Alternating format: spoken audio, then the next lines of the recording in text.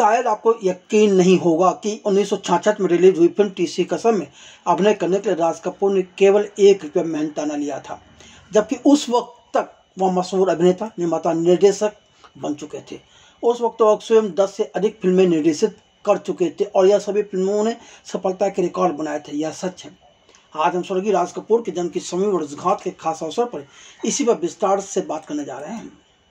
आज़ादी के बाद अपने माता पिता के साथ पेशावर पाकिस्तान से मुंबई आकर बसे मशहूर अभिनेता, निर्माता और निर्देशक स्वर्गीय राज कपूर ने महज 24 साल की उम्र में अर्थात 1948 में पहली फिल्म आग निर्देशित की थी, जिसे सफलता नहीं मिली थी। मगर उसके बाद उन्होंने बरसात का निर्देशन किया, जिसमें नवोदित गीतकार शैलेंद्र से गीत लिखवाया था। इस फिल्म के बाद राज कपूर फिल्म आवारा पर काम कर रहे थे। इस फिल्म की कहानी ख्वाजा अहमद अब्बास लिख रहे थे। एक दिन राज कपूर शैलेंद्र को लेकर ख्वाजा अहमद अब्बास के घर पहुंच गए। वहां पर जब ख्वाजा अहमद अब्बास ने फिल्म की कहानी सुनानी शुरू की तो अचानक बीच में ही शैलेंद्र गुनगुनाने लगे, आवारा हूँ मैं या गर्दिश में आसमान का तारा हूँ। अब्बास ने तुरंत राज कपूर से कहा कि भाई यह नगीना कहाँ से ले आए? इसने तो पूरी कहानी सुने बिना ही गाने का मुखड़ा लिख दिया। इसका जिंदगी भर साथ नहीं छोड़ना। राज कपूर ने ख्वाजा अहमद अब्बास की उस बात को अपने गांठ बांध कर रखी और आजीवन शैलेंद्र से संबंध बनाए रखा। यह अलग बात है कि जिस दिन राज कपूर अपना 42वां जन्मदिन मना रहे थे, उसी दिन शैलेंद्र राज कपूर ही नहीं बल्कि संसार को सदा के लिए छोड़कर चले गए थे। बहरहाल आइए हम आगे बढ़ते हैं और बात करते हैं इनकी दोस्ती और फिल्म टीसी कसम की। अभिनेता राज कपूर और गीतकार शैलेंद्र की अजीबोगरीब दोस्ती रही है। सभी जानते हैं कि गीतकार शैलेंद्र ने बतौर निर्माता पहली और आखिरी फिल्म टीसी कसम बनाई थी, जिसकी वजह से वह बर्बाद हो गए थे। इस फिल्म का गाना सजन रे झूठ मत बोलो, खुदा के पास जाना है, आज भी लोगों की जुबान पर है।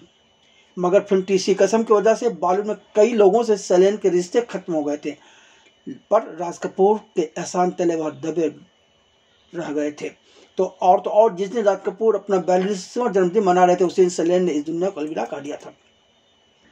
गीतकार शैलेंद्र ने जब बास भट्टाचार्य के निर्देशन में फिल्म टीसी कसम के निर्माण का बीड़ा उठाया तो वह राज कपूर को अपनी फिल्म का हिस्सा बनाने का प्रस्ताव देने की हिम्मत नहीं जुटा पा रहे थे। इसके पीछे की मूल वजह यह था कि इससे पहले कई बार जब यह दोनों दोस्त शराब पी रहे थे तो राज कपूर ने बताया था कि वह अपने बैनर के बाहर की फिल्मों में अभिनय करना पसंद नहीं करते हैं, लेकिन जब कभी उनका सेक्रेटरी रमन उनके सामने लाखों रुपए लाकर रख देता है तो वह इनकार भी नहीं कर पाते हैं।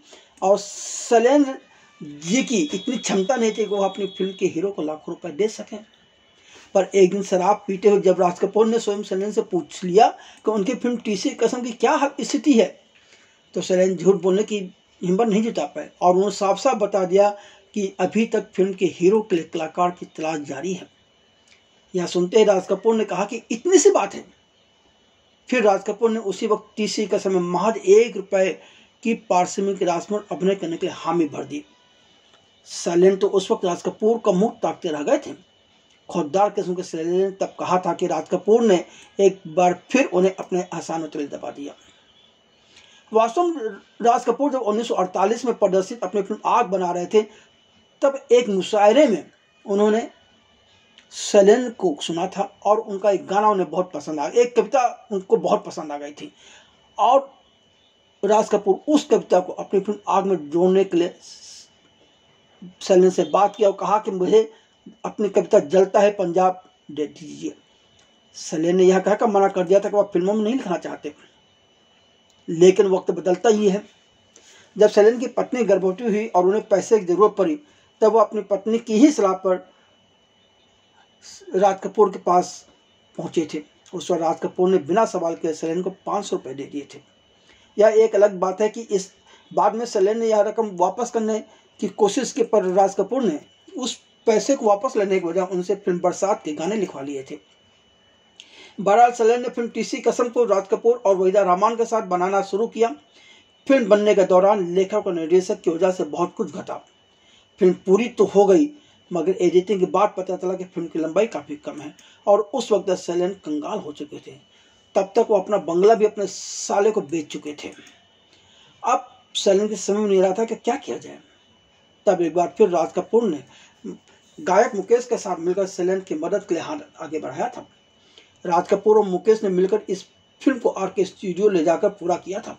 अफसोस तीसरी कसम रिलीज हुई और इसने बॉक्स ऑफिस पर पानी तक नहीं मांगा।